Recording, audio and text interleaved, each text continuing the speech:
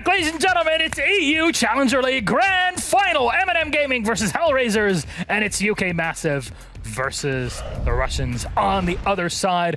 Welcome back to the desk. So happy to have you on here. I'm Alex the Medic, your host. With me are Ms. Fluke, Mrs. Fluke.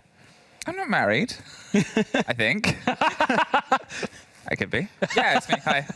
And it's Jack. It's just Jack. Fresh. Jack. I mean, I just call him Jack because we're friends like that. We're not friends. You know big analysts like that. What? Nah, doesn't matter. I was going for the copy pasta. I use his real name. Does Des claim he started that copy pasta? Oh, I have no idea. He claims everything, though. Yeah. Classic CEOs. Well, ladies and gentlemen, I'm probably on his LinkedIn somewhere. Let's have a chat about our two teams, MNM versus Hellraisers. Winner of today, simple as that, makes it through into EU League 2022, where we get to talk to them or talk about them also all year next year. Career-making move. Today, let's have a chat about these two teams, even a bit more in detail than what we had in our pre-show. First up, MNM, our UK representatives, that even Mowgli, in our interview in the pre-show, said they're probably going to be the ones that take it because it's a best-of-5 series and their map pool is pretty darn tough. This is what I said. This is what I said before, and it's always nice when players replicate, because then you feel like you're on the right track, because it is a map pool game, a best-of-5. It's a long series, and they're going in with a ban advantage, so they already know that they're going in against a slightly weaker showing, potentially from the Russian team. They have advantages in the map pool as a standing. They've pushed those, and now they've just got to push it one more time. And it's a matter of how much of a distance can they go. And it's often a question when you get a team like this in this scenario, and we talked about them in the pre-show, but it's a storied roster. There's only really a couple of these players that haven't played a long-form game, that haven't played a long series game. They're used to it. The build-up to just this was best of threes, not the sort of best of one jumble that sometimes happens. They're kitted and ready, and this is their time to sort of prove it. And if anything, the only thing that's going to sort of get in front of them now, apart from their opponents, is potentially themselves. Yeah. And that's the big play. That's, in my eyes, if MNM lose this, they've lost this game to themselves because they will be so prepared. Did you know MNM actually have 4 support staff? That's so many. They nearly have as many support staff as they do players. As G2 had back in the day. Yeah, so like literally everybody on the subreddit still works for G2. They've got a head coach, they've got an analyst, they've got an analyst to the analyst, and they've got an analyst to the analyst, who's the analyst to the analyst. What? They've just got too many. Too many? Too many support staff. And that's from him. So that's from him. That's support staff. They'll be so ready for everything Hellraisers will be doing. They'll have their own game plan just nailed to a T. Can you be too ready? Yes. It's true. And it is the best example of this is very recently when we were in Sweden, and Rogue and their sort of game that knocked them out versus NIP, I believe it was, and we got a chance to talk to Mipi on the way back through, and he said everything that they did, we'd prepared for. Like every position they were in, we knew it. We just couldn't make it connect on the day. And that's the problem, is sometimes when you go in over-prepared, sometimes when you go in with all of that and things aren't working, it eats you even more because you're like, why are we not winning this? We should be winning this. You know what they're going to do and you still fall foul of it. Yeah. It doesn't matter if it's step for step and blow for blow. And that is something the Russian teams do very well, is they'll play a game, say, this is our game, try and beat us. This is his experience with Chaos in the day where you prepped for BDS. He's told me the story so many times. I literally thought about that just as soon as Emmy was saying, yeah. And it's true, and you see teams fall foul of it across the board in that they will over-prepare. They will try and hit the opponent's weakness so hard that they leave weaknesses to themselves. They throw themselves too far out of the comfort zone.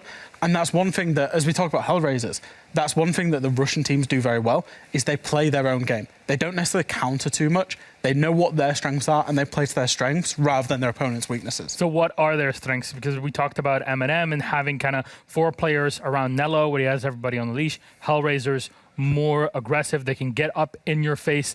Is this something that MNM should be worried about, and how would they deal with it? Yeah, I think there's a lot of curiosities when you see the statistics come into this sort of game. The big one is in terms of the aggression. So Exodus is the sort of top entry player for them. The worst technical rated player of the team going up against users, who is the best technical rated player of the other team. It's two different facets of aggression, but they're meeting each other. The two top rated players, Emission and Smash, they're also sitting really pretty. And there's there's a bit of a distance between them on that role and then where else, but it's sort of that entrance often goes towards MNM's favor, but the follow-up and the trade pickup is really good by the Russians. And that battle, that consistency, it's going to be something that I think gets hotter and hotter as the games go on. I have a slight concern for Hellraisers in that every best of 3 they've played throughout the Challenger League playoffs, they have dropped a map. If they have these slip-ups today, I just don't see them being able to pick up enough maps to win this whole series, because MNM, they've looked solid. I think they've only dropped 1 map in the playoffs. So it's going to be very hard to take a map off MNM, and if you just keep having these maps that you slip up, and it probably attests itself more to map pool because they've been playing best of 3s. So when you're playing best of 3s and you're struggling with map pool, going into a best of 5, it can become even more of a struggle. And this BO5 might be a bit different than usual because we got MNM coming in from upper bracket. Hellraisers have to deal with not a map advantage or map disadvantage in this case. MNM have another choice, and actually 3 choices. So what are they, and how does it work, Fresh? Yeah, so we look at this. We aren't doing a map advantage as such. It will be a straight best of 5. There will be 5 maps played potentially to decide. MNM aren't starting 1-0 up. But to compensate for the fact that they did come through the upper bracket, they are given a choice for the map veto and how this will work. Now, the top 2, they're a normal best of 5 map veto. Ban, pick, decider. Yeah. And MNM could choose to ban first or let Hellraisers ban first. Yeah. The third option, which makes it a little bit more interesting, I actually really like it. We've never really seen this option inside of a best of 5, is MNM will pick the first map if they choose this option. Then there will be 2 bans, Hellraisers and MNM, and then the rest of the maps are picked. Now, the reason that this one is potentially quite good, and I do hope they go this way, they can choose their opponent's worst map or their best map before anything happens, and they also can ban their opponent's best map. You know what's crazy? They actually picked that. Did it? So, Oh. surprise, surprise. So how about we take a look at our map and what it looks like. Remember, it's pick, ban, pick, and pick and then decider at the end. So that's how it goes, because we have a 7 map pool, not a 9 map pool. It's 7. So you got to take out only 2 of them. And it's just, when do you take out those 2? And here's what we have. Again, pick, ban, and then picks all over. MNM have picked Coastline first. Oregon will be banned by Hellraisers, and then Bank by MNM. Takes us to Club, Chalet, Villa, and Cafe. And that is a lot to go through. So I'm just going to ask you guys what you think about this overall big ban phase, and if somebody does have an advantage through it. Yeah, MNM have a very clear advantage. I was just about to say, what was it you said? Pick your best and ban their best? So, Hellraisers have insta-banned Coastline throughout the whole of CL. So MNM picking it made sense. Hellraisers then banning Oregon, which is MNM's best map, makes sense. MNM banning Hellraisers Bank, which is their best map, makes sense. Hellraisers then picking Clubhouse, which is the only map MNM have lost throughout Challenger League. Makes a lot of sense. And you're left with the 3 middle-of-the-road maps, should we get there, to kind of decide it late on in the play, in the fixture.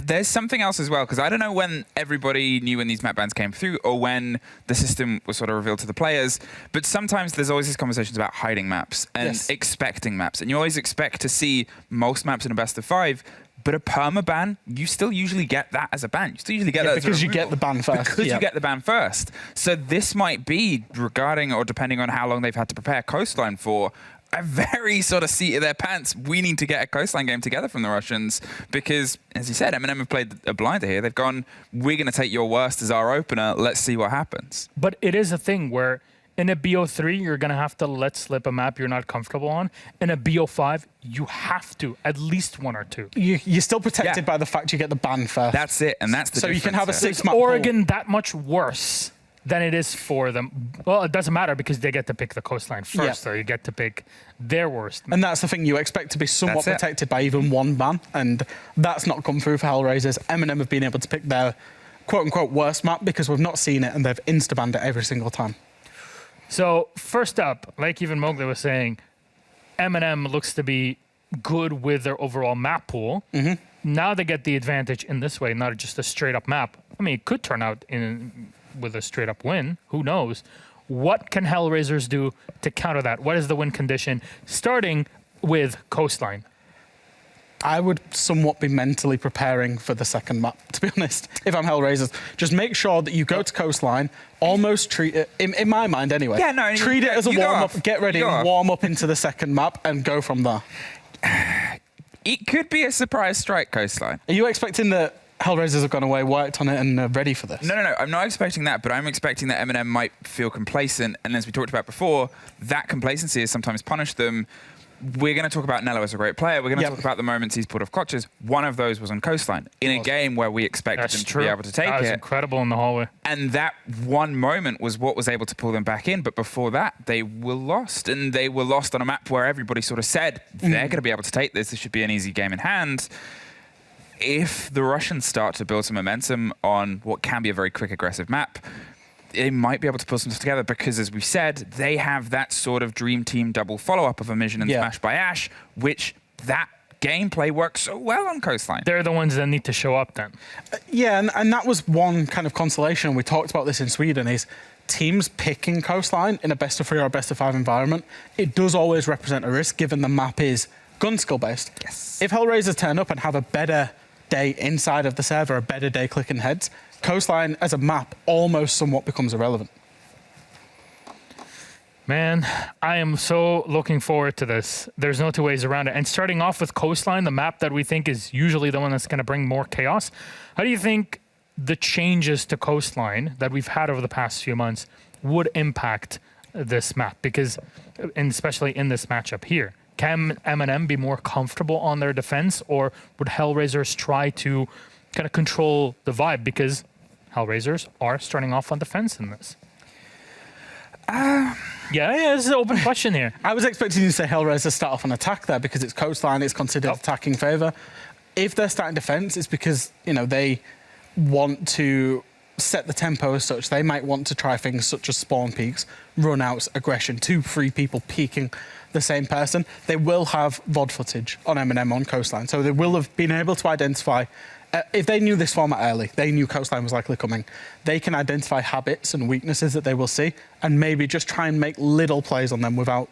Because if they don't play this map, it's not like they have to alter the strategy too much. It's kind of just like, turn up, see what we can get out of their weaknesses. Yeah, it's one of those sort of conversations as well as, how are you going to stress a team that has the upper hand? How do you sort of pull the wool over their eyes and try and put that pressure back onto them? We've seen some great clutches from MNM, and some of those, and most of those, are seemingly in post-plant positions or when they're on their attacks.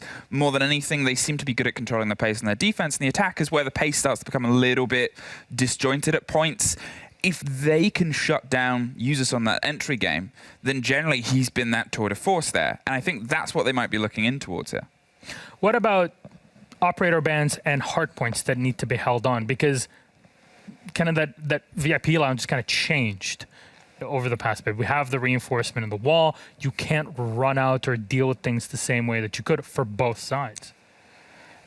It's a hard one. Operator bans on Coastline, and I think especially the way these two teams are geared towards each other. We saw Coastline yesterday in the EU finals, and we saw double hard breach being brought. Yep. That's not something I would necessarily expect out of these two teams. And Ace actually put it really well earlier. It's going to be a war between these two teams. It's two tribes going to war, quite literally. And I would expect them to look towards gunplay and those kind of operators. Potentially just take away a comfort pick away from one of the better players of the other team. I mean, Coast is Coast. It's paper thin. It's 10 players that are going to throw themselves at each other. If anything, it's a great opener, because what it does is it builds the energy and it brings a frag game early, which you hope is going to grow into the tactical game of the more tactics-heavy map. Not to say there isn't any on Coast, but you take a step and you're inside the plant spot. You take a step and you're breaching into the heart of your opponent's defense, and then you can also see pretty much every single corner of the rest of the map with how a lot of teams like to open their holds. It's Vision, it's Sightline, it's Coastline, it's Chaos, and it's almost about to begin. All right, it is actually just about to begin. I don't know what's going on the caster's desk. So you know what? like a Jack, cool and look. thank you very much to MNM Hellraisers. Let's go to our casters. It's Ace and Dez. Just keep the way that you are. What are you doing?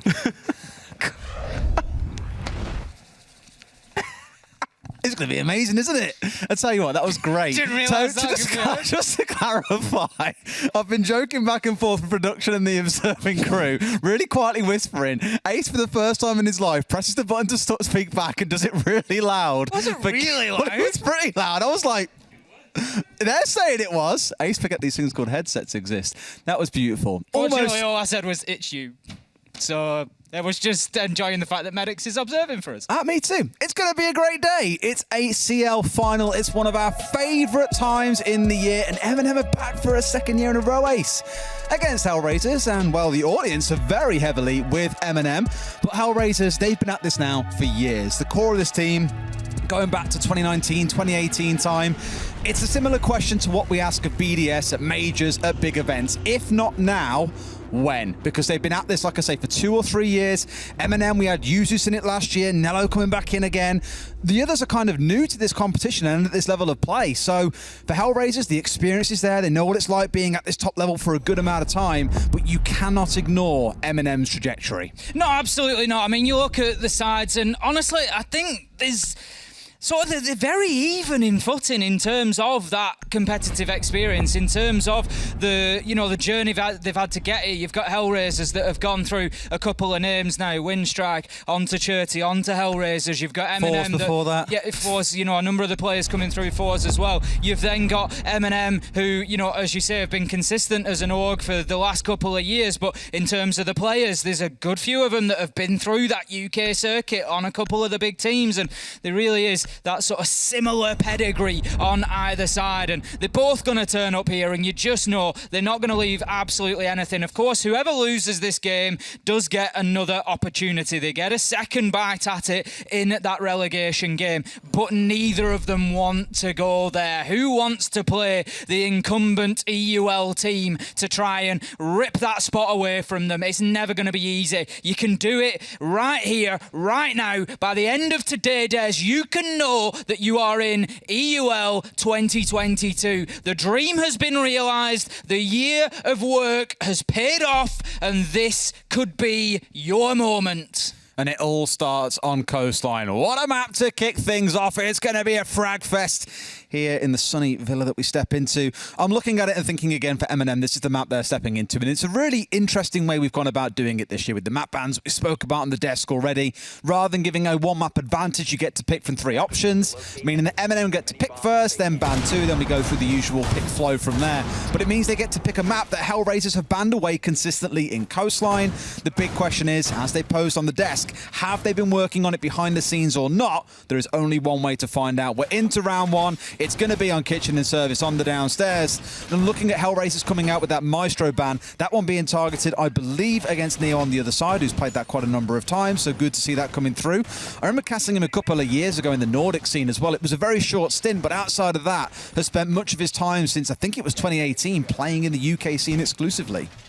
This is it, there's so many of these players, there's so many names that we could mention that have been in that UK area. Demise, Vexed, Viperio, Team 86, throw them all in. That's it, these players have been through the mill, they know what it's about, and going through the mill is Neo right now. Rush coming out with a big Nitro starter for Hellraisers inside of the first 10 seconds, That's all it took us to get that opening kill. It's not enough that's going to alarm you so early just in the first round, but it's enough to slow M&M down here as well, knowing you're in a numbers disadvantage, knowing that you didn't take the time to clear out the man sat inside of Sunrise. It's going to be a little bit of a kicker. But for M&M, you can see where the setup's coming in here. Most of the members scattered off down towards office at the minute. Nello being the solo player up towards pool, joined very shortly by, I believe, it's Solotov playing on the sledge. So a bit of a scattering, but this two-pronged attack coming in to try and get the top floor clear coming through first.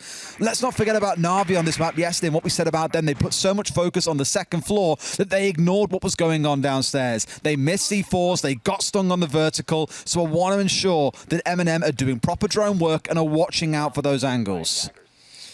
Rush just holding his angle inside of security for the time being. Knows that there's potentially a bit of pressure going to come in. He knows there's a drone there, but he just can't find it. It's been hidden away behind the door frame. He doesn't want to overextend himself. That's the reason that he's not pushing too far forward to try and find that drone. As important as it is, he doesn't want to lose his life for it. Now then, does he find it? No, it's still evading him at the minute. Elusive, elusive.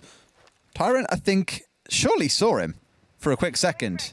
There is a man holding up there on the shield still. I thought he was aware the shield's there, of course, and is trying to nade it out. But unfortunately, well, those things called ADSs do exist here. We've got the magnets. We've got. It's almost like a step back, and we saw this in EUL yesterday in the semi-finals. That we're sort of stepping back towards that meta we saw sometime last year, looking towards the Jaeger, the Wamai, the Goyo. All aims of burning through utility and slowing attackers down. Probably because we're seeing such a rapid pace in the game right now, where attackers are in a good spot. It's a good way to slow things down and give defenders a more balanced advantage. MNM are struggling a little bit here, Des. With 2 minutes in, they still don't have any top floor control. They're attacking onto Kitchen, let's not forget. They're trying to get those vertical angles, but there's just no access being granted at the minute. Tyrant does manage to clear out Exodus, but that still leaves one man from Hellraisers up above that needs to be dealt with. Rush comes in. Second kill on the round for him, taking down users. Smash gets in on the party, smashing Tyrant out of the round. 4 versus 2 now, and this is looking good for Hellraisers as a mission. Picks up Solitop from behind the shelves. Nello's got it all to do. 1v4 on coastline. Where have we seen that before, Des? Nello, he gets going with the first. He gets the second. Surely he can't start it out like no that. way. He moves into sight, gets aggressive. He knows that there's a man on the rotate. He's trying to find him. He's peeking. Either side. Does he get his man? No! Shut down by a mission on the shotgun. And Nello, the 1v4, will not come off this time. He pulled off the trigger there as well. Just fired a couple of bullets, then pulled back, thinking the man wasn't going to swing, but a shotgun comes out and down he goes. What? I joked to you before this game about how long do you think it's going to take for us to mention the Nello 1v4. We didn't really have a choice there. He found himself in the very first round in a 1v4. It's funny how fate works out sometimes, isn't it? Isn't it just? And it started to build towards that fever pitch. We saw it yesterday in the BDS versus G2 game where Shaiko got a 4K in one round. Next round, Citizen comes out and gets a 4K back, and we were just like, surely it can't happen twice in a row, but it did. And unfortunately, no repeat for Nello in round 1, but a good effort nonetheless. MNM, as you commented as well, Tim, need to speed things up a little bit here, I think. Once they got caught up by that C4, everything slowed down, as you come to expect, but maybe a little bit too slow. And when they did finally start moving forwards, it was already a little bit late by that time. There was only 25 seconds left on the clock, and slowly found themselves choked out. So let's see how this next round plays out. It's going to be Hellraisers taking us into Blue Bar and Sunrise. So a bit of a different rotation of sites coming in here, where they've gone from Kitchen into Blue Bar and Sunrise, whereas a lot of teams will jump straight in towards Hookah and Billiards. Honestly, that Nitro in the first 10 seconds, sometimes you lose a man early in the round, but it just really felt like that body blow in a boxing match, Des. You know, the one that comes in and just absolutely takes the legs out of somebody. It was just like the legs went from underneath MNM in round 1, and like you say, they lost the pace and they just lost that aggression, and Hellraisers are doing it again, Des. Look, right up there, Nitro comes out, no joy this time, and that's what you want to see from MNM, not getting caught out twice. There's a really famous saying around this: everyone's got a plan until they get C4'd in the face. Exactly, that is very famous, very, very famous. Heard it in boxing a few times as well. Don't know where the C4s are coming from in probably boxing. make a quote out of that. Don't start Jack, he'll go for it all over again. You know what he's been like this week? It's been a nightmare with that make a quote account. Anyway, let's see how this one plays out. Hellraisers, they've got Exodus playing down inside a kitchen, playing quite conservatively and looking to waste a bit of time, where sometimes you might see someone contesting more aggressively up towards service and actually playing inside of it itself. He is sat behind this single reinforced wall with support from Smash down towards security. It's almost like they're defending inside a kitchen, because this is a very common angle that Smash by Ash is holding right now that gives him the long angle to contest right up into service inside of security, so no one can comfortably push into Exodus. And it's Yuzu's, the man that we've been shouting at about the plus 70 KD across 10 maps. It's unbelievable, but he finds himself shut down on the entry.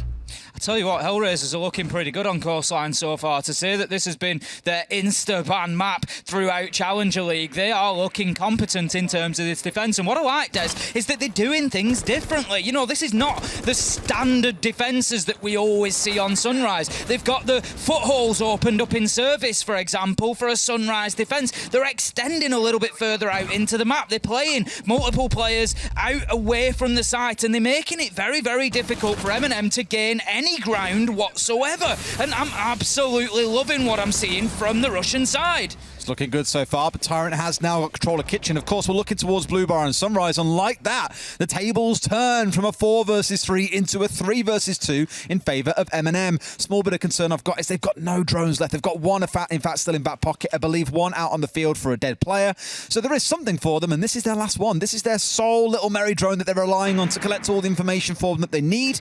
They want to make sure certain angles are cleared out before they start looking on their push in, but I feel like it's got what they need to know. Office is clear. That enables Nello to start pushing his way forward, to get the wall opened up and start thinking about a plant, and they've even got security covered as well. So they've got the right map control they need here. What I want to see next is Tyrant really stepping forward inside a Kitchen to give a bit more pressure on this side, stop a mission pushing his way down, otherwise he could come running down the stairs here and provide some good support. That's it. It's about time now for MNM. It's time to recognise that this is the moment to execute. 20 seconds left to go, and they need to get aggressive and take that final step. Nello does exactly that. Steps in, takes Rush down, starts to get that diffuser down on the ground. It's all up to a mission. He sees him. Can he get him? Yes, he can. 10 seconds left to go. Can he hold them off? This diffuser, shotgun above, and absolutely no health. Shut down by Tyrant on the vertical, and that was almost tears for MNM. Almost in the dying seconds. If that was just a few seconds later, if MNM had been a few seconds slower, that was the round done and dusted there. But Tyrant with a great reverse vertical shot,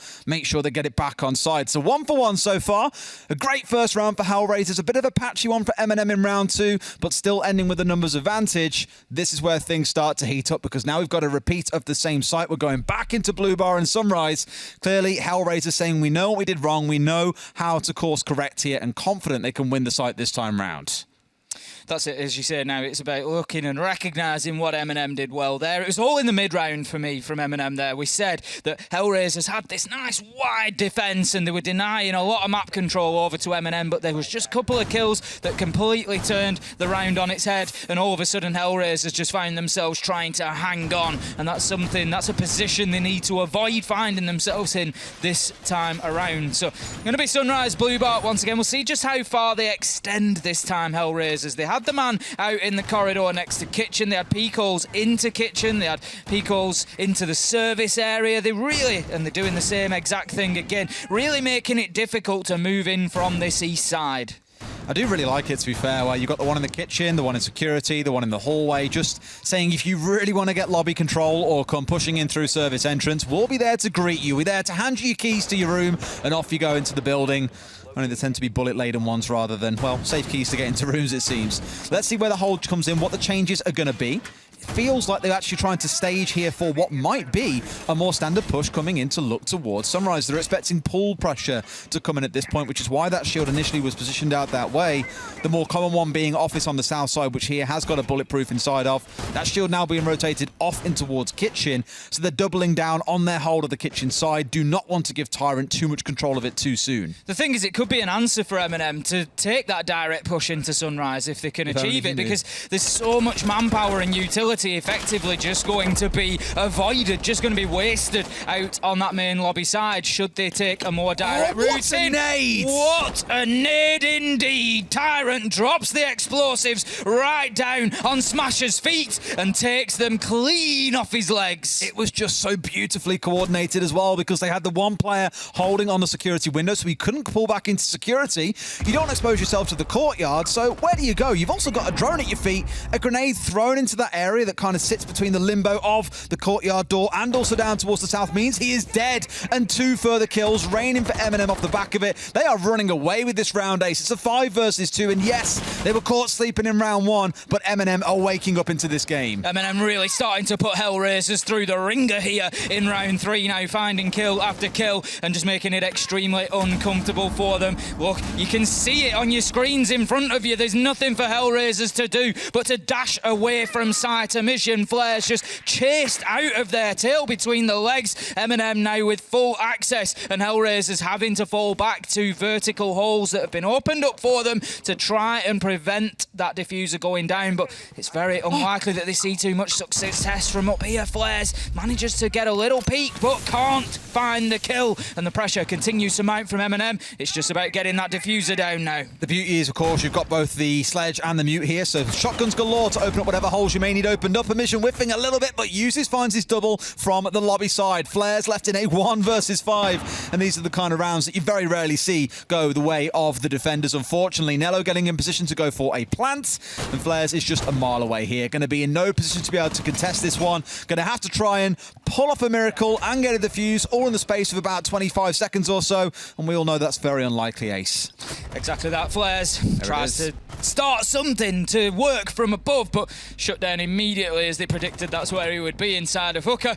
Able to find that kill through the barricaded surface, and that's going to be MNM taking round number 3. Put themselves a 2-1 lead, and the potentially dangerous thing for Hellraisers there is that Usus looks like he's just waking up a little bit. Got himself a couple of kills there, and if that starts to just solidify for him and finding that confidence, get him into the game, then that is going to be something that Hellraisers really need to manage. We had a look at the stats coming in. Usus nearly 14 kills a game average, just short of it, 13.7 per game. If he's putting down those sorts of numbers over 3-4 maps, you could be in some trouble. It's not even that his games have necessarily gone ridiculous lengths for him to get those kills either, right? His kills per round, 1.13. Absolutely ludicrous. And just looking across at entry as well, 23-3. Like, you could understand maybe if it was like 23-15, 23-11 maybe at a push, but to be 23-3 is absurd. Emission on the other side is 21-12. Exodus is 31-33. Admittedly, there have been many more maps played by Hellraisers. They've played 17. MNM have only played 10 throughout the season of Challenger League, so more to look at. But even crazy when you look at that difference that's been set up for Usus on a plus 70 KD over fewer games, where Emission currently only sits on plus 50. It just goes to show just how incredible he can be. You haven't yet seen him fully awakened, but the longer this day wears on, the more he's going to get comfortable and the more you're going to see coming out of him, I imagine. Rush once again, looking to rush this MNM squad. Nitro again, you can't fall for it twice, Des.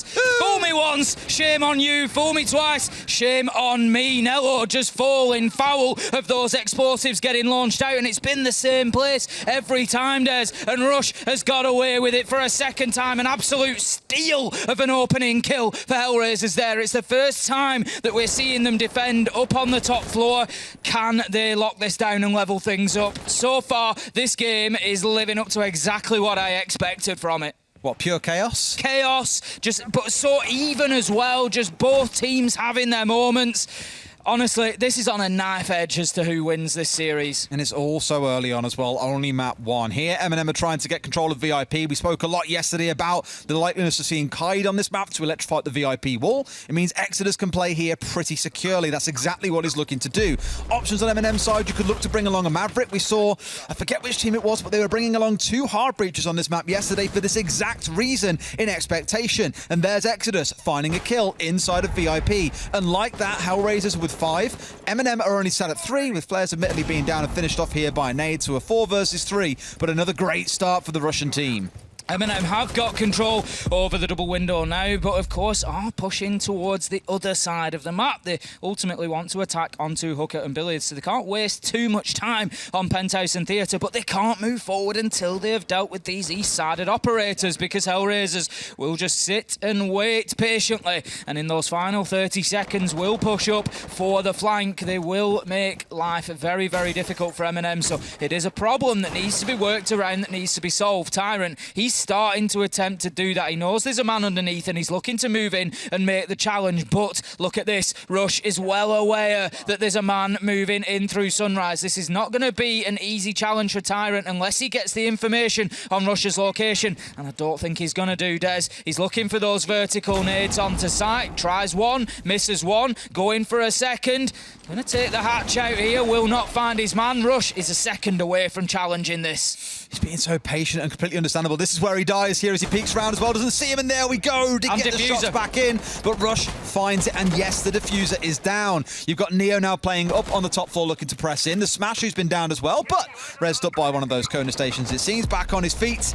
And from here, it's all down to the last 2 members of MNM against 4 members of Hellraisers, and 15 seconds on the clock. I don't see it going the full distance, but Yuzu's finding one. Can they find any more? They don't know about the man behind them. It's Smash finding yet another. Now it's down to Yuzu's to try and pull something magical off, but I don't see it coming through. Knows the man is there, but will surely find his life eclipsed out as he falls down to about 5 HP. The pistol putting an end to this round. Hellraisers back all square. M&M there just really struggling once again after that opening loss. Again, we saw the same thing where they never got the map control. They never got in there and found their legs again. They never managed to get moving aggressively. It was there for Hellraisers to just start to beat them up and bully them around the map. And M&M is something that they need to take account of. First and foremost, don't lose lives to early nitros. They're silly deaths, and you cannot continue to leak them away like that and just give that manpower over to Hellraisers, because they've shown that once they have that upper hand, they're very capable of keeping it. I mean, very much so fair play to Hellraisers as well for going for those plays, right? If it's going to keep working, keep doing it. It's a lot of confidence, and it's showing that they don't look uncomfortable on coastline, right? I know it's like, you haven't got to sit there and prep for weeks to know, oh, I can get a cheeky little rank C4 out in towards spawn here and catch one on the run into the building, sure. But it's the confidence to go for it, I think, that really speaks volumes here. It just keeps on happening as well. Even goes out for a peek towards poolside first, sees no one, knows that someone must be coming in on this side, and Nello is a goner from there. It's a great and wonderful start for Hellraisers once more. That round going really well for them. Let's see how round 5 plays out, because someone's now got to break this deadlock of the 2-2 scoreline. You can hear the thought process in Nello's mind in that slow motion, can't you? As the C4 drifts past, you can just hear him thinking, oh no, it's happened again. I'm sure there was a much more expletive word than, oh no, in there in his mind, to be honest, Ace. Very possibly, Des. Very possibly. Well, it looks like a similar setup to what we've seen out of Hellraisers before. Again, the Kai being... Not again, not again! Not a third time. No, look. Come on, M&M. I'll tell you what, if they were to nade him, he's already backed away, I think. But imagine if he'd stayed there a bit too long and been naded. I'm looking at that, I'm thinking, no, I'm not having this. I'm not having this. Well, it's only a few seconds wasted to guarantee you stay alive, and I personally think it's a few seconds well invested. Here's Flares playing up inside of VIP. It was Exodus prior who took that position. Oh, there you go. We've seen this exchange a couple of times already. This time round, though, not finding the kill. Rush finally getting brought down as the C4 came out. Just in time. Right, just a little bit. Now, Rush has charged his way across the whole map there, right? From pool entrance all the way down to security, and no one from M&M was at a window or a doorway quick enough to be able to catch him out, except, once again, the man that was playing on the security window. So you're seeing very repeated things coming in here from M&M and Hellraisers, and they're starting to read into each other. Right, Hellraisers have only won rounds where they've got those opening kills, so this is the time for them now. This is the opportunity to come out and say, you know what, we can win from behind in terms of manpower as well, and that's what we're going to do. They need to overcome this now, level things up and fight their way back into the round. But once again, as it has done previously, when they've got that opening death against them, it goes from bad to worse, and they lose another man. But Smash able to get in there and take Tyrant down. A little bit of a lack of information maybe for the M&M player, as you say, Des. 4 versus 3 now, halfway through the round, and this one continues to be a brawl. Does a little bit, but it's the small things in the rounds that I think are really working against them. Hellraisers knew that someone was playing on security window prior. You'd think you'd be a little more conscious of it and say, oh, that is a shot and a half. A pixel onto Emission's head. Absolutely beautiful. But again, you're seeing lots of repeated moments coming in here. Flair's now the one currently sat inside a lobby, and Solotov with another wonderful headshot. That's 2 in a row that they've yet been able to find him out in response on the other side. Smashed by Ash, left in a 1 versus 4, and it's going to have to do something magical if he's going to save this round. Nello's in, Diffuser being stuck, and unfortunately Smash, you're on the wrong side of this one, buddy. Not quite able to guess exactly where the plant is going down, and this should be another closeout for M&M. Both just blindfolded, spraying through surfaces, trying to catch each other, but it's M&M who come out on top of things, having got that diffuser down and activated. Smash has got an awfully big job ahead of him, 22 seconds if he wants time to be able to disable that activated diffuser as well. In comes the E1D scan. It's all against him. He drops the courtyard. They know where he is. Solotov, 3rd kill on the round. 3rd headshot. What a round from him. The second particularly was the one for me. The first one to a mission, absolutely beautiful shot. The second one, he was super low health after that challenge from main lobby and somehow managed to turn around, grit his teeth and get the kill. It was brilliant from Solotov. It's the scary thing is, we talk about it every single game we cast, I feel like, Ace. Siege has got all this wonderful depth to it in vertical angles, soft destruction across the entire map, strats, gadgets, you name it. At its heart, it is still an FPS, and if you can win your gunfights, you can win the round. Everything you do around that is just to influence the outcome of those gunfights or remove the need for a few of them throughout the round. If Solotov can walk in and pick up 2 kills like he did there, even when being challenged, even when Hellraisers know where he's coming from and still win them, it doesn't matter what they do. Beautiful round coming out of him, and let's see how things progress. Even when, it hasn't been used as dropping 10 kills so far, pulling a Citizen, you've got multiple players on the side picking up. In fact, the kills all up and down the board for MNM. Super balanced so far. There will be, throughout this game, many small moments like that. Absolutely. And those are the moments that win these big games. Through your regular season, through your build up to the finals, it's okay to rely on your strategy, to rely on being better than the other teams. But when you get to the final, you're against another top tier team, and it is not enough to just be good. You've got to have players who can have those hero moments, who can snatch a round away, who can grab 3 kills and just be that catalyst for you. And in that round, Solotov stepped up to the line for MNM and got it done. It puts them 3-2 up. They're heading now looking for a 4-2 half on attack, and I get a feeling, Des, they really need it here. Solotov's in here, rapid as well, charged his way forwards quicker than we've seen MNM do so far, where normally they've been a pretty slow team, getting the drones down, for example, getting up to the building and then worrying about their way in. Solotov's just holding inside of Sunrise, and he could catch someone like Rush, who, as we've seen several times over so far, living up to his name, charging across the map to get to critical locations. Maybe less so in this round, given he's playing on the Echo, so wants to stay alive a little bit longer than what he has historically, but no C4 attempt coming out, of course, from him. Does mean that for Hellraisers, it's a bit more of a slow, passive defense. You've still got the Goyo, the Wamai, the Jaeger, you've still got the smoke to sit behind, but now you've also got the Echo to help with those late round plant denials. Well, it's interesting, that Hellraisers have switched it up for the final round of the defense. They're still adapting, even when they know that they're about to move on to the attack, and they're doing things a little bit differently, like you're saying, maybe not going in for those aggressive entry fights. It could well be, I picked up on it, Des, when they lose those entry battles, they're not winning the rounds on the back of it, so maybe just being a little bit more cautious in those terms. Now, there's a whole layer of surface in between Tyrant and the Silhouette that you can see ahead of you. Obviously, that's a benefit that only we, the viewers and the casters, get.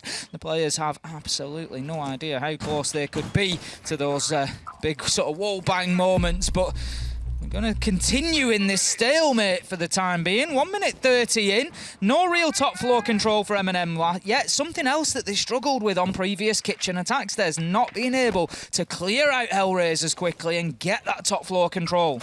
You've seen it across the first 3 or 4 rounds of this game where, late round members of Hellraisers were still up on the second floor and very happy to contest. It looks to be a similar story here. Once again, they want to get the site cleared out. They want to get into a spot that does not have shotgun holes in the ceiling above it and look for a plant on there. Solotov has been sat here, by the way, patience of a saint. About 1 minute and 45 seconds. He has done nothing but sit around that double doorway inside of Sunrise and look to challenge onto angles like Cool Vibes, like across the courtyard, like down the main hallway.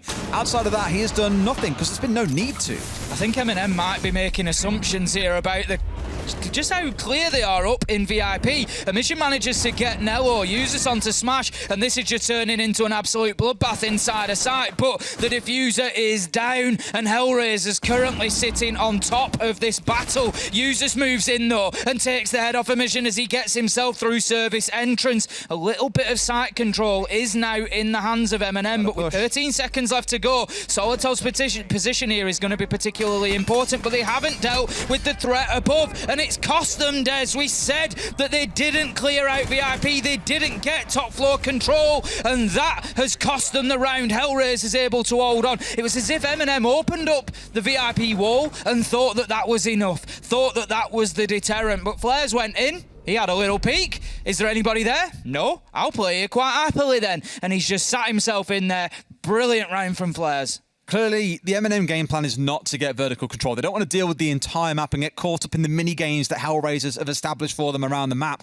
I think the big issue in that round was Usis was the man, assigned to push in through service entrance. He was the man to challenge onto a mission, sat behind the reinforced wall, who was swinging around with the shotgun and bringing down Tyrant, who had got onto site. Users was about 5 seconds late for that push in. And when he did push in, sure, he did kill Emission, but by then Tyrant had already died on site to Emission. It was just a little bit late, and that meant they had no control itself inside of Kitchen, which led to that sort of mad scramble in the dying 10 seconds or so. So again, a small issue, but one that has a massive impact on the game or the round itself. Now we get to see how the second half goes. I think 3-3 at the split. I don't want to go as far as saying MNM are lucky to be where they are, because the rounds they've won, they've been in like 1v4s a couple of times and it's been dominant. But I think Hellraisers on the defensive looks very convincing. I think absolutely for a map that they've insta-banned, that that has been their first choice to get rid of throughout Challenger League. They've come in and they've shown a clear understanding of the map and how to get things done on here. The question is, can they attack in the same fashion? If this is a map that MNM are maybe a little bit more comfortable with, you'd have a look and say, can they manage to muscle a 4-2 away from Hellraisers on this second half and get themselves the win in regulation time? But I've got to say, if they come through this with a straight win and no overtime, honestly, I think MNM breathe a little bit of a sigh of relief at that point. Yeah. It's how things play from there, and once again, Solotov, the Turkish headshot machine, another one. This one catches out of mission. Neo a second, and my God, MNM have started this half aggressively. They're looking to challenge everything because Hellraisers have lost 2 inside the first 15 seconds. What is that? MNM coming out and saying, yep, you can get your opening Nitro kills, but we're going to throw that aggression right back at you. And how do you manage to attack when you're short-handed? We've already seen Hellraisers struggle in these positions on the defense. I can't see it getting any better for them on the attack. Beautiful stuff. All right, then. Let's see what Hellraisers can do now. They've only got the 3 remaining. We have, of course, seen the Osa come through, which is the first one that we have seen picked since she's been allowed. Yes, since the last patch with the introduction of Thorn in high caliber, it means that Osa is allowed to be played, and Thorn is the one who is currently locked out of play, unable to be picked by any team. Now, for Flares, admittedly, it has been a very rough first half. I think he got 1 kill in the closing round, so that got him something going. Before that, he was 0-4. Very much struggling to make an impact, and if he doesn't feel up to the gun in today, bring along a big shield, plant it down in front of your team, and last I heard, Ace, you were getting a bit rattled about an Osa and Blackbeard combo yesterday in ranked from what someone told me. Honestly, it takes something to get me wound up in ranked, but oh dear, an Osa on the window, a Blackbeard behind it, just peeking up with the face shield. It drove me absolutely mad. Just impact it, forehead. You can do it. C4. Yeah, just move up and impact it when a Blackbeard's peeking over the top. Do it, mate. Easy. It was a nightmare. It was an absolute nightmare. But it's the sort of thing that I love about Siege. As much as I was suffering to it, you got to say, you've seen an opportunity. You combine these utility, you combine these abilities, and it just shows that you can come up with some... Hate the game, not the player, Ace. It's the way it's been played out. Exactly that. You can come up with some very interesting combinations, and that was certainly one of them. But I don't think we're going to see anything to that magnitude here. But Flair's not going to be able, at this point in time, to really put those deployable shields to any real use. For any of you who haven't seen Osa so far, she has a little glass deployable shield that she can put down, maintain lines of sight, bulletproof. It can be a really useful gadget, but Flair's not able to get into a position to really make it pay just yet. Here she is. Charging away forwards, drawing out the smokes from the other side. That's the last one coming out of Nello, so there'll be about 25 seconds on the clock for them to make this work. Can, of course, plant it down and then plant behind it. The problem is Neo has still got an impact on side, so as soon as that shield goes down, you know full well what's going to come back from the other side, and here goes Flares. So now then, the question comes in, where does that come from? 2 of them are being positioned down. I quite like this, actually, because, of course, you're unlikely to be able to catch both, but has gone quite aggressive with this one now. Tries to step forward, looking for a spray down, but can't find anyone. Neo on the longer angle.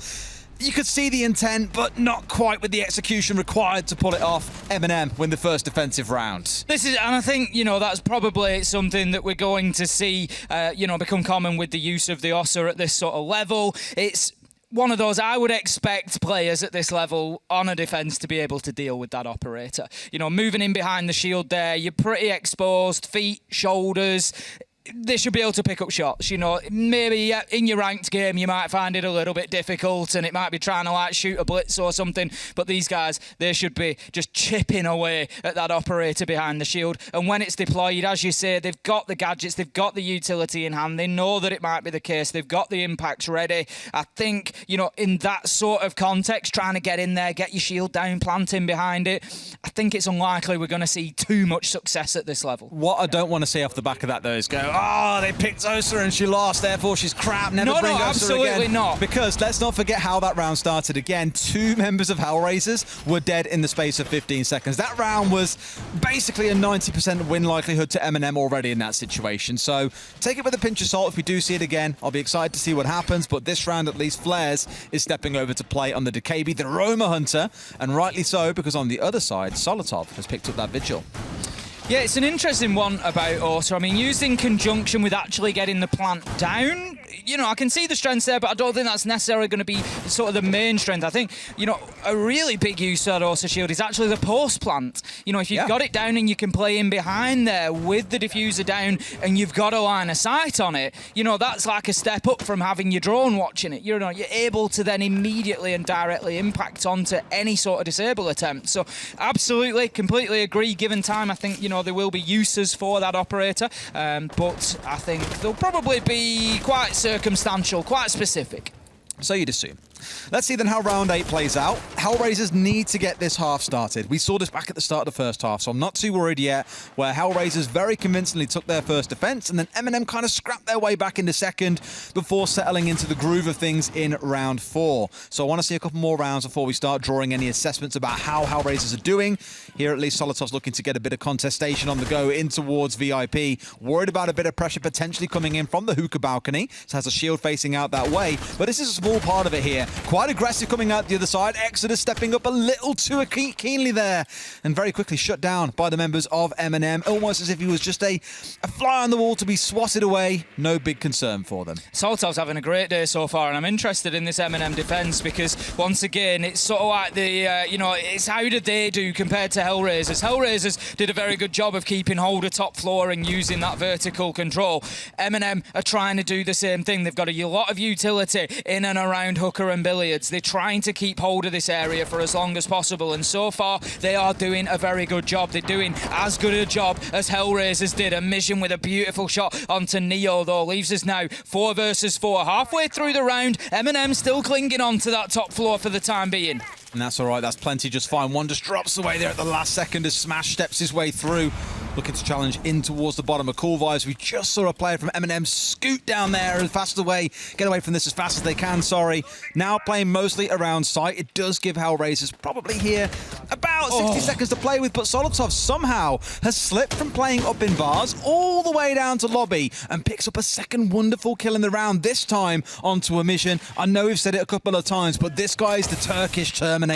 He's picking up headshots for fun here today. He's just absolutely playing the vigil role perfectly as well. He's slippery. He's keeping himself off the radar. He's popping up at bars. He's popping up in main lobby. He's getting kills. He's wasting time. He's making Hellraiser's life a misery, and he's just playing that role beautifully. Hellraisers have now had control of the top floor for about 45 seconds. They've still not really managed to make it pay, Des. They're not in an opportunity to get that diffuser down. They are still losing men. They are still chasing shadows here. They finally managed to shut down Solotov, but with only 14 seconds left to go, there is too much work to be done as Nello, one of the ultimate siege site players for my money, just chips away at them one kill after another. There is very few people in this game that know the inside of the sites as well as that man Nello. Those final 3 kills in that round, we had them all on screen from Hellraisers, or final fights, I suppose I should say. And every single one, you could see that there was no drone lead in, there was no real information. It was just constantly cross around the corner of the doorway, pan round, hope you find someone there. And MNM were just a little bit too quick to the punch for Hellraisers to get anything back.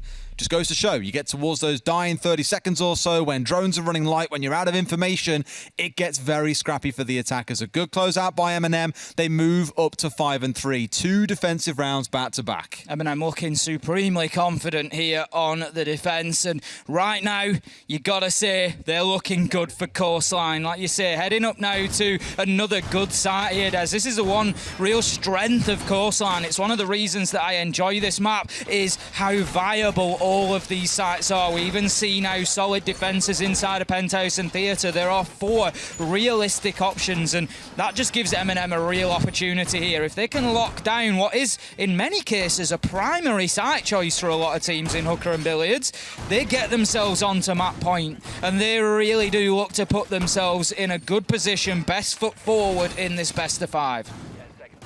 And I hate to kind of jump on one player here for a second too, but looking back to the start of that last round, the first kill that Solotov got with Exodus trying to push him up around the Vars area, you'll be asking questions about why is he solo pushing there at all? Like, you're stepping into a guy who's got a shield for a little bit of cover, who's got the backup of Yuzus, who was sat inside a hookah as well. It just felt a bit misinformed, and when one man is trying to push, not even into just one, but potentially 2 or 3 members of MNM, it's going to be very easy for MNM to get you closed down and out of the round. You lose the utility set on that Zofia. Your team's into a 4 versus 5. You're just pushing up a little bit too keenly is the best way I could describe it. So a bit more discipline on that front, waiting for the rest of the team to be with you before you take your challenge, I think is going to be the right way to play it. Hellraisers trying to get themselves in aggressively here across that top floor, just looking to move through Penthouse Theatre. Solotov just again trying to make himself unpredictable, looking for that challenge from the top of White Stairs. But Hellraisers are doing well here, Des. 45 seconds in, they're established in VIP, they're holding their angles into sight. They're going to make things a little bit difficult here, but it's like they do lose some ex-Kairos pellets there on the VIP wall as they try to open up an even more advantageous angle for themselves. It's not going to be possible right now. They've got Tyrant underneath as well. He's got impacts and not a nitro, so less of a vertical threat maybe, but Solotov is down there and can rotate around. Can for now, but again, it's almost like chasing shadows on the side of Hellraisers where they're still looking for these members of MNM like, okay, well, where do we find them? Where do we close them out? Sure, they've got this full east side control, but you've got to start the killing at some point, and this might be the one. Oh, smash! Not quite smashing through the skull of the enemy. Melusi, I believe it was, just about dipping away. Tyrant, lucky to still have his life at this point. But look at how aggressive Solotov is being once again, because now they've got to worry about clearing out Office 2. Hellraiser is just looking a bit stuck and not quite sure where to push and who with and when and by what order. It's a little bit tight, a little bit tentative in terms of how they can get through this round. I love what Solotov is doing here. He's just timing everything perfectly. I know he loses his life there, but he's wasted nearly 2 minutes. Smash, quite literally though, smashing through MNM there. Finds himself 2 kills. Tyrant, Solotov, both going down. 3 versus 5, 55 seconds left to go. And Hellraisers, Des, they've got the time, they've got the manpower, they've got their opportunity. I don't think you're ever really going to expect a Buck to just blow open the courtyard wall and come charging in like a wrecking ball and look to find a couple of kills like that, but that's exactly what Smash has got away with. Great play coming out of him. It's given them a great position in this round to close it out. A 5 versus 3, and now we're starting to look towards this execute, forcing the players out, but those shotgun holes from down below. As long as Smash is down there, they are in a great position, and I don't think Hellraisers are going to be able to lose this round out here. MNM can't deny it. It's down. It's a triple for Smash in the round. A 5 versus 1, and Nello, we know you've done it a couple of times on this map before, buddy, but this one doesn't feel like one of those rounds. And it is not, as Hellraisers managed to find that final kill, shut things out, and just let MNM know that they are still in this map. The problem that they've got now is that MNM, having played 3 sites, are able to rotate back through. We're going to see them back down to Kitchen. They won it in round 7. We'll see them in Sunrise. They won it in round 8. And now Hellraisers have to do something they've not yet been able to, and that is beat MNM on these sites. It's not even really been that close in the first couple of rounds to Hellraisers. MNM were in solid control of round 7 and round 8, so it's going to be a big ask now for Hellraisers. If they want to get this opening map, they're really going to have to mean it. You can kind of give, I don't want to say that round wasn't a throwaway by any means, but Smash took that round by the horns essentially and charged it through to the finish again. That player pushing so aggressively from courtyard into blue and killing 2 players was what really upended MNM, because outside of that I thought they looked pretty in control, and a lovely replay here to show what I mean. They had no idea what was coming at this point, almost managing to get the trade back here as well. He did take a couple of shots, but lands this next crucial body shot to close things out from there, and that is again when the whole thing just collapses really for the side of MNM. MNM. So again, massive kudos given to Smash for getting that round on side. Otherwise, Hellraisers could have been staring down at a 6-3 scoreline, and we all know how those tend to go from there, Ace. And it's, as I said just a couple of rounds ago after Solotov's big rounds, you know, it's those moments that will win these games for you. If Hellraisers kick on now and manage to get Coastline as a win, they're going to look back at that moment from Smash and say, you know, yeah, that was the one. That was where it really turned the tide for them. Interestingly, we haven't seen a tactical timeout from them yet. They're just holding on to it for the time being. Des obviously comfortable that what they're doing is and can work, and that they are looking to get more rounds on the board with doing it. But I think if they lose another one, I'd expect to maybe see that pause come along so they can just have a chat and try and change things up a little bit. But for the time being, more of the same, more of what we saw in the last round may well just get them another. Absolutely. I think I agree. If it goes to 5-5 here, MNM want a conversation. If it goes to 6-4, Hellraisers want a conversation. So there should be a timeout after this round from one of the two teams. Just the outcome is going to be what rules it. Mission starting with a wonderful kill onto Users, who was trying to get a bit aggressive by the looks of it to bring down the Hibana nice and early on. And you'll just see Rush now just chewing through those adrenal surges, the juices, getting the health back up for Mission here to get him into fighting fit condition so that he wouldn't lose a gunfight in just a single bullet. Can see the peak potentially coming onto the window there, but I think the Malusi of Neo is just going to hold himself inside of security there, not going to get overly aggressive, which I think at this point is probably a good idea. The last thing MNM need is to be losing a second player here. They are going to be looking, as I said, for the success on this site, having won it back in round 7. Now then, Smash established inside of VIP. Hellraisers once again going after that top floor control. It feels like they go after it with a little bit more veracity than MNM did when they were in the same position. There's the little peak from the Legion, but Smash this time unable to make the sort of difference that he did in the last round, unable to find that kill onto Tyrant, who's now able to escape back down to the ground floor. Does, at least for now. Exodus the one pushing in through the front door itself, just making sure lobby can't be hold, because they want to start pushing in at some point and clearing out security too, denying those longer angles. For now, it has been the vertical control, something that we said MNM basically ignored through the entirety of the first half. Hellraiser's putting a little bit more focus on it, and Smash, his impact on this book, not just being for what he did in the last round, but across the last few, has been pretty noticeable. I'd probably go as far as saying with this operator. Now he's up and above and can start opening up the vertical angles, forcing MNM off site to let the members of Hellraisers that are lurking around pick up some more kills in corridors. Rush finds Neo, and now Tyrant is the one who's being challenged. Tyrant was very lucky not to lose his life there as he took the peek onto the courtyard towards Exodus. He was challenged from the corner at the same time and almost lost it. Smash onto Solotov. That seems to be a battle that is waging on throughout Coastline. Now here comes Tyrant. Does he find his man? He finds one, drops the diffuser. Does he go back in for more? He gets a second nearly, but not. Nello finds a mission. 1 versus 3 shut down, and all of a sudden we are back level 5 versus 5, and we're going to see a minimum of 12 rounds on Coastline. I can't wait for my ranked games to be filled of Buck players running around with the marksman rifle. You just know it's coming at this point as well,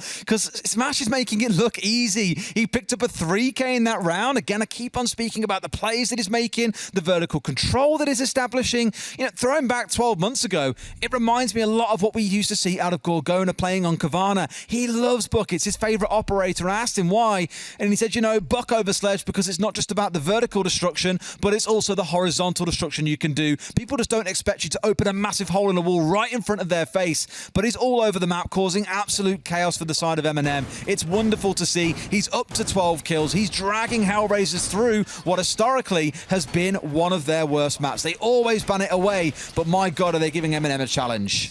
Well, we're guaranteed 12 rounds, Des. I think it's about time that we spoke about the possibility of overtime. For anybody unaware, if we're playing a best of 12 rounds in regulation time, so if we get to 6-0, we will head into overtime, which will then become a best of 3 rounds. So basically, whichever team wins 2 rounds in overtime will win the map. Now, Des, we have a little bit of a habit of going to overtime. I've got to say, with what I have seen so far from this game, I would love to see 75 rounds today. No. Just honestly, give it to me every single round, 15 on every map, because this has been an absolute joy so far. You're saying that for the fans. I'm absolutely not. You know that I don't do that. The first ever multi-game series we cast, a best of 3, So went to excited. 45 rounds and took 4.5 hours. I would like to sleep at some point today. I'm not going to lie to no, you. that's Des. It is a sacrifice that we make time and time again. Some For of you those may at die, home, but it's a sacrifice. it is a sacrifice that I am willing to make, Des. Let's You know, go. if you have to lose sleep or your voice, that is a sacrifice that I'm willing to make for everybody at home to get every single drop of excitement out of this matchup that we can, because so far, boy, is it delivering. We've had big moments on both sides. We've had great play on both sides. We've got good siege, hero moments, everything that we could ask for. Now then, we are 1 minute inside of the 11th round here. 5-5 on the scoreboard in map 1. Remember this one before? I do remember it, Des. So last time it was Exodus pushing in by himself, but this time around they've sent two and a great nade underneath as well. Oh, Solotov, very lucky to get away, but they had two players here ready for the trade. So it's not just one man pushing in. Good adaptation coming out of Hellraisers, but they need to unseat Solotov because he is still here. Shield or not, he will remain. Almost getting naded out again, this time down to about 40 HP, and he's got to be feeling skittish. Solotov having his toes tickled, but they're unable to find the kill onto him, and he maintains his position for the time being. Now then, Neo, he's being challenged. Nello taken down, and here come Hellraisers 4 versus 2. 4 versus 1. Amision is down, but Tyrant has it all to do, and it doesn't look likely right now. He is defending, of course, on the bottom floor. That is the next step for Hellraisers, is to get themselves downstairs, but they have done a much better job of wiping out that top floor control than MNM were able to do on their attacks. And Hellraisers, Des, with 3 rounds in a row, they now find themselves in the lead. They find themselves on map point. They find themselves staring down the barrel of winning a map that they have consistently banned throughout this tournament. This could be a huge coup for them. Smash is on a 4K in that round, a 3K in the prior. 7 kills across 2 rounds is ludicrous. And what I love about that round more than anything, we spoke about this yesterday. I forget which team it was we were casting at the time, but we were saying, you know, a team had kind of split up to the 4 high wins of Coastline. They had one coming from Hookah, one from Office Side, one from Front Door, one up in VIP, and it was Empire. And I was saying, you know, it feels a little bit scattered because if you lose someone on Hookah, which they did, that whole area of the map goes dark and you lose out. You're trying to do too much at once. What did we just see Hellraisers do? They said we have 2 angles of attack here. We want to get someone in through Hookah, if not 2 of them. We want to get control of VIP. We clear out Vars, and they tried so hard to get rid of Solotov. We want to get control of Cool Vibes and push forwards from there. They didn't do anything particularly complicated. That was all they went for, a small portion of the map, and in doing so, Smash picked up a 4K, and they wiped MNM out. Sometimes it is just beautifully simple team play that will get you over the finish line, and that is super convincing as the kind of thing that's going to win you rounds. It is, and you know, it's maybe something that MNM need to be considering at this point. And how do we just simplify this? How do we take it back to basics and just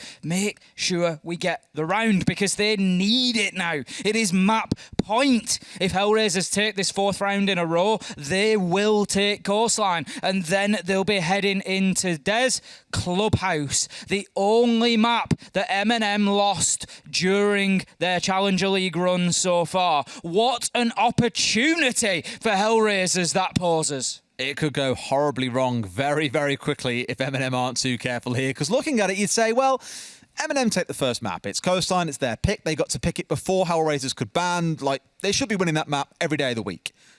You then go through 2 bans, and then Hellraisers get their map pick. If MNM could snag that, 3rd map is them stepping back into their own territory, their own map pick. They could take the series 3-0 from there. But if Hellraisers take this map, they go on to win their own map.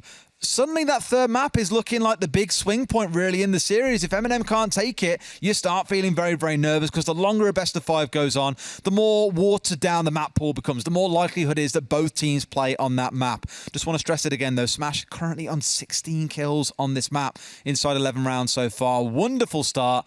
I don't quite think he's looking to do what Citizen did yesterday and break a series kill record.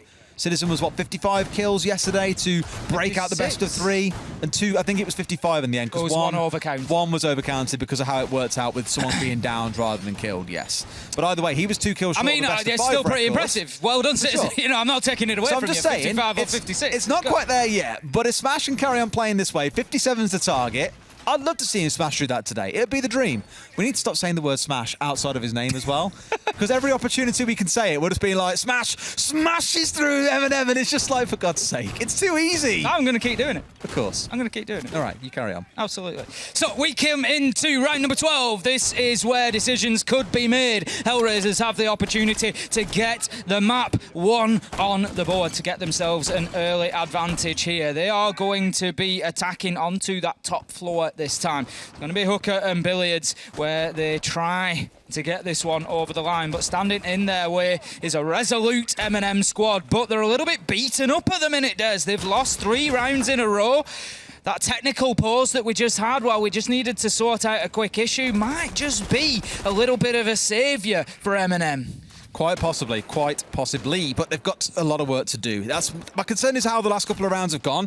Hellraisers there, 2, 3 rounds on the row. It looked pretty convincing for MNM when they were at 5 and 3, but since then, Hellraisers have just not let off the gas. If anything else, they've gone up into 5th gear. They're accelerating through these rounds. That last one, the most convincing of the bunch, I'll go as far as saying. So there's got to be something special in this round.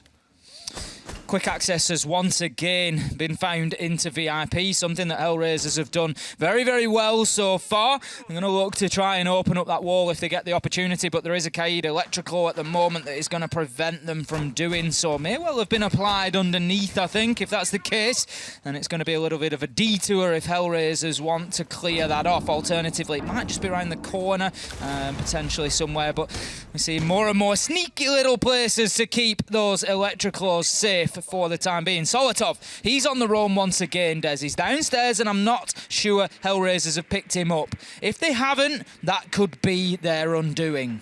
This is cute as well that they've kept this wall electrified once again. Not just me looking for the electrical, it's a mission as well. Yeah, I'm pretty sure it's downstairs below. You can see it in the kitchen here. This one, of course, just stopping the Hibana from opening up this wall, and it gives you a wonderful angle straight through into Billiards, all the way down to Big Window, and stops the defenders being able to rotate about as easily. With it still being closed up and electrified here, there shouldn't be too much concern on side. You get this much narrower angle that Exodus has now found for himself, but if they can get rid of it from below and open this wall up, that suddenly widens out a lot more. You can contest a player that's sat behind Bar, for example. It means they're kind of penned in. It's Torrent to start off the killing, though. It's Rush that gets shut down. I dare say the electrical should be findable. Should be able to be found from kitchen window, but just not something that Hellraisers have been able to do, and it seems like it's been a little bit of a sticking point for them. They've lost 2 men in the process as well, and now MNM must be feeling a little bit more comfortable here about being able to take this one to overtime. We can see the multiple punch holes there, so it's almost like a game of sort of whack-a-mole, trying to find where that defender is going to pop up behind there. Where do you need to shoot? But for the time being, they are holding on right now, MNM, keeping themselves unpredictable. 20 seconds left to go, and it just feels like Hellraisers don't have too much of an idea here. The vertical nade will not be successful either, and with 10 seconds left to go, Hellraisers are left to clutching at straws, left to trying to just move in there and get aggressive in whatever way they can. Pre-fires don't work. Flares, last man alive, finds Neo, but the time ticks down, the kill comes in, and MNM take us to overtime. Of course they do, Tim. Why wouldn't they? A great round coming out from MNM, holding Hellraisers at bay. They themselves looking a little bit patchy, a little bit slow at points, but it's enough to mean we go again for a best of 3, essentially, where Hellraisers start things off on the defense, and there's our second timeout. Only 1 round has elapsed, but both teams choosing to have a conversation in the dying moments, because Hellraisers know on the defensive side there could be a bit of work to do, given they only found a 3-3 scoreline back in the first half. They need to get the advantage here in overtime and win both of them, if not go on to win the attack in the second round. Well, here we go. We've got that tactical timeout coming in from Hellraisers, as you say, just to get that opportunity to try and solidify things. Their momentum has now been broken. That is what was particularly important for MNM, was to just derail that train, to knock it off the tracks, just to prevent them being able to just continue rolling in that way. Sorry, Milos was pointing at a word on my notes. I won't read it out loud. Probably best not. Probably not stream safe. We'll leave it at that one. 10 seconds to go for this timeout to elapse. And Hellraisers, again, need to have a special idea in mind, because looking back at that prior round for MNM, it was the Electro Claws. Really inhibiting Emission from being able to get anything done on the Hibana, so much so that he was committing Excaros in towards the connecting wall between the two sites.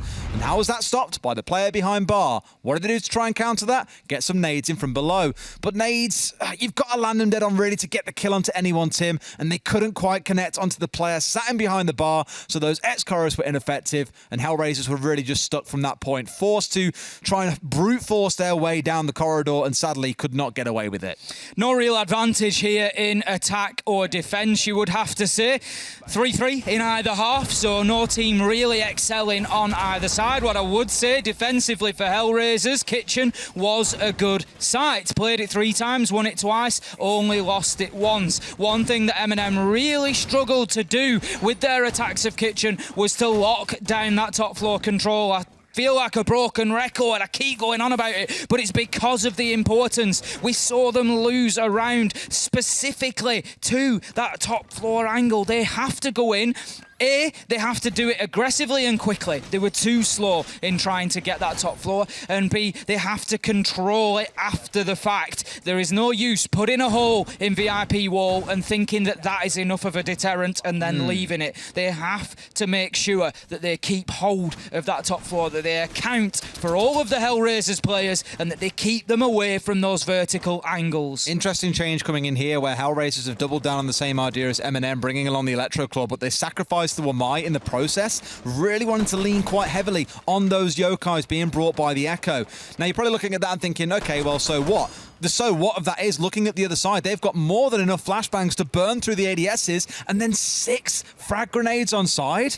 They've also got, of course, the Gon 6s that you can't forget about. Essentially, there is so much destructive capability on the side of MNM here. Those Goyo shields will not stay standing. Smokes won't either. But that's a kill to win. Exodus currently, formerly being the one who was sat inside of VIP and getting big kills from here. Flares cannot repeat that success. This has not been a good game for Flares, but for Solotov, that could be one of the biggest kills he gets all game. Absolutely could. It starts MNM on that trail that I said about clearing top floor. Clear that out. Smash absolutely destroyed him behind that deployable shield. 4 versus 3 as a mission. Once again, inside a site, manages to get one back with the shotgun. A mission has been a real hero so far for Hellraisers as well. We've not shouted about him enough, but he's had some really big moments today. 4 versus 3, and this one continues back and forth. Oh, Exodus managing to get his way back through Accra as well, dodging away from the player on the roof. But yes, 2 huge kills for Solotov. Unfortunate the Tyrant then runs over a hole in the floor where Emission is waiting like a piranha with that shotgun, ready to snap his feet up and take his life away with it. Here, though, it's about the push into Kitchen. Exodus should be able to get himself back to site. MNM, they've done the unthinkable, Ace. They've looked towards top floor control. They're all over the second floor. They have some vertical angles set up, but Exodus ain't done yet. He's still dancing around the map. He's currently inside of Sunrise. They got one more sat down inside of security, so a very scattered setup, and surely they hear that getting punched out. Surely they don't lose a man to this window. He's moved away from it. I think that he's dipped himself back into Sunrise. Exodus on low health, not wanting to give too much away. A mission now being forced away from those power spots that he's trying to hold on to. Just having to play even slightly less favourable angles there as he manages to just move himself back to safety behind that bomb chassis, but the pressure is mounting for him. But the clock is still ticking for MNM here. 30 seconds left to go, and it's now is the moment that they need to get aggressive. They need to find that final step. We've seen them stall out before. We hope that it's not the case again for them as MNM look now to get themselves into sight, but Hellraisers doing a great job of stalwartly holding on to this site. Can they continue to be the brick wall in front of MNM? 2 kills for a mission. I called him out earlier and he's gone absolutely huge with a 3rd. Right now, it's all up to Solotov, but the time ticks away and it's an agonising round loss for MNM that looked for so long like it would be in the books. And once again, it is advantage Hellraisers and another great round for the Russians. MNM running through so much time. It's so frustrating at points because, again, they get 2 early kills. Solotov pushing into Hall of Fame. I said it at the time, that could be one of the biggest kills he gets. Then turns it into a second into theatre, eradicating the second floor defence. And you think, great, MNM, for the first time, have taken second floor control. They've got 6 frag grenades to play behind, but when that clock hit 0, Tim, they still had 4 frag grenades in the back pocket. Why are they not being thrown at someone? Why are they not being used to unseat a Mission who all game long has played on that connecting rotate between the 2 kitchen sites, and he's got a 3K from there? It's again the small things that are being missed, and the utility not being used is costing them rounds. And that is another one where the clock, the lack of utility usage, and some excellent play out of a Mission has come back to bite them in the backside, and Hellraisers are about to take MNM's map pick. What a round from a Mission there. Just absolutely stepped And Exodus. up. And Exodus Now, as I well. want to give to Exodus, the Hellraisers all round. Yeah. Great defence. Exodus didn't have to kill anyone. We're not scared at 3 versus 5. They were happy that they could get that one locked down, but just such essential kills inside of sight. I do again really want to celebrate Exodus there. The amount of attention he was drawing by rotating through the map, Yep. was it risky? Sure. He nearly died running through luggage, and that could have been round over because it would have been a 2 versus 4. But keeping himself alive, moving about an awful lot, it was a lot of patience out of Hellraisers, even down to the player, forget who it was, that was sat holding inside of security. Everything was just done to the book, playing it very sensibly, not panicking, even when they lost their first 2 members. I said it back in the first half that I felt like Hellraisers should have been a bit further ahead, and that last round, wholly deserved by them. Absolutely. Hellraisers looking very, very good on coastline so far and looking worthy of this first map should they win it. MNM, they're going to have to show us something here. They're on the defence, and this is their last opportunity to keep themselves fighting inside of coastline. It's this round or absolutely nothing for them. They need to try and continue fighting. Exodus moving aggressively in towards VIP. Now then, Solotov on the Mozzie underneath. We've seen this before, and he was shut down by a smash last time around, unable to make too much of an impact on the round. They're going to be hoping for more from him this time. You'd hope so. Flares. I don't want to be too much of a cynic, but putting him on a fragging role, I mean, okay, to some level, Twitch is now more supportive because she, of course, has 3 drones. Those drones are more valuable, so you'll spend more of the round on them than you probably will off them, to be honest. The F2, though, is still a phenomenal gun, and I'm just concerned that someone who's not really hitting his shots today, is it the best call to putting on something that's meant to be the entry? Maybe not. Smash knows that Solotov is in here. There's a drone. There's been a yellow ping, Des. He's waiting for the challenge. He makes it, and he finds it. Rips the man down from behind the barricade. And what great teamwork we've just witnessed from Hellraisers. That has been one of their key performance factors so far throughout this game, has been able to combine in that way, and they do it again. Great kill to open things up, and that could be the floodgates opening here that managed to get Hellraisers over the line. I know we keep on talking about numbers like what Solotov's putting up, for example, but the team play on Hellraisers' side, I would wager, has just been next level in this game so far. That being a wonderful display of it. Time and time again, they are finding these big kills and these big rounds, but MNM still far from out of this. Yes, it's a 4 versus 5, but we've seen rounds flip back. Now Smash,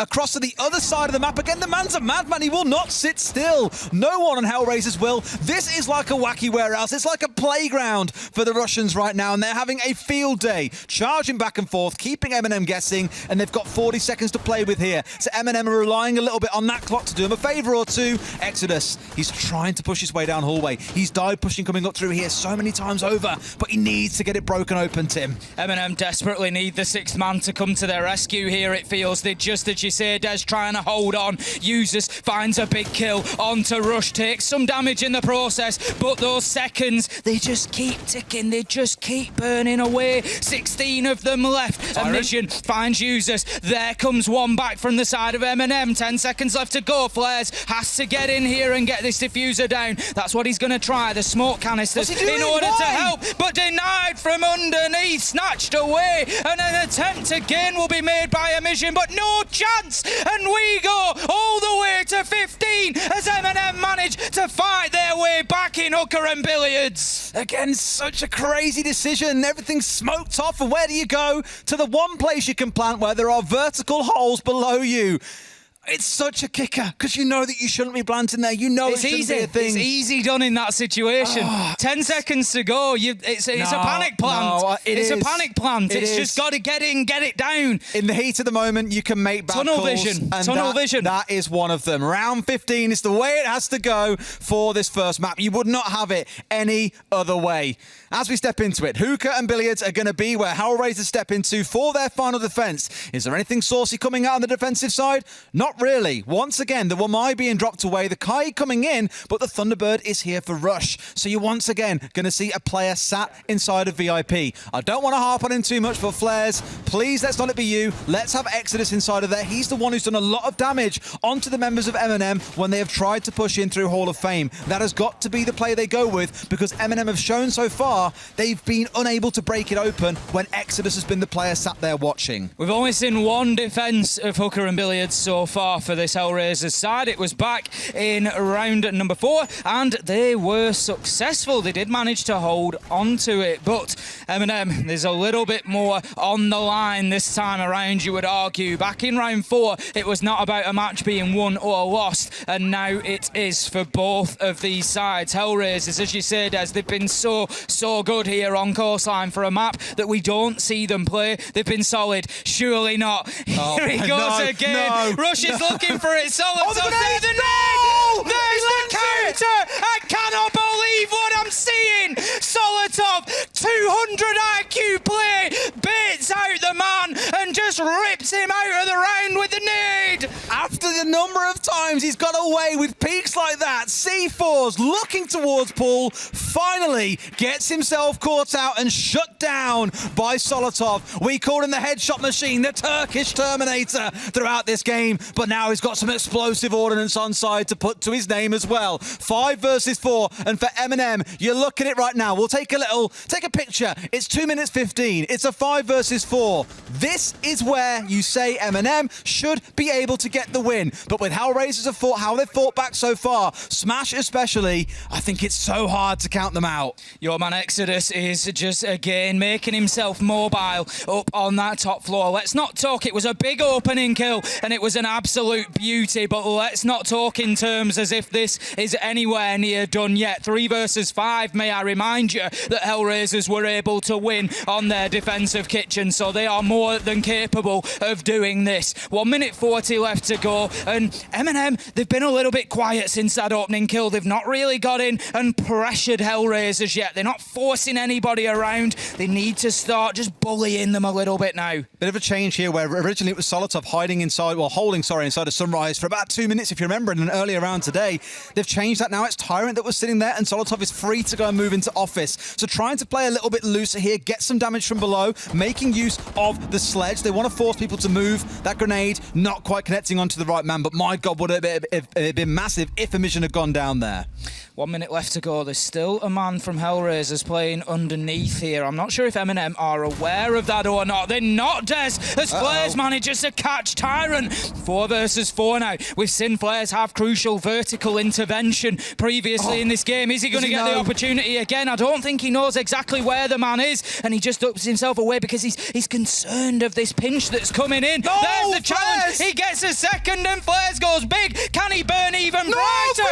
Yes, he can. He's burning the brightest out of everybody on this side right now. A triple kill in the round and puts Hellraisers with 1 foot towards winning Coastline. Oh, Neo and Nillo have got it all to do. They find one, can't find the second. Smash stepping up big. Neo has got it all to do. Go big or go home. They're going home from Coastline. Hand in your card at reception, and on the first flight home you go. MNM lose their first map. Hellraisers 1 up. What a game we have just seen start to unfold on Coastline, and the beauty is we've got a potential of 4 more maps of this to come. I can't believe it. It had everything you could ask for in a story. Flares, who has, 3 kills by round 14, has barely been present in the game. He wins it for them. Blue. He wins it for them. And wins 3 kills to himself. Like, what is that? We even sat there and said, right, take a picture. It's 2 minutes 15. MNM are 5 versus 4. Surely they can't win. And they fluff up the roam clear onto a smoke of all operators. It's unbelievable. That is why we love the CL final so much. And that's only map 1. That's the great... Look at your hair again. I love it. Look at your glasses, they're sticking up in the top left corner. I'm so excited. And I'm sure everybody else at home is. What a game we have got on our hands. Incredible. Right, it's got we these need a breather. glasses. I've got to get some wax on my hair. You've got to go to a break. Back with you in a few minutes.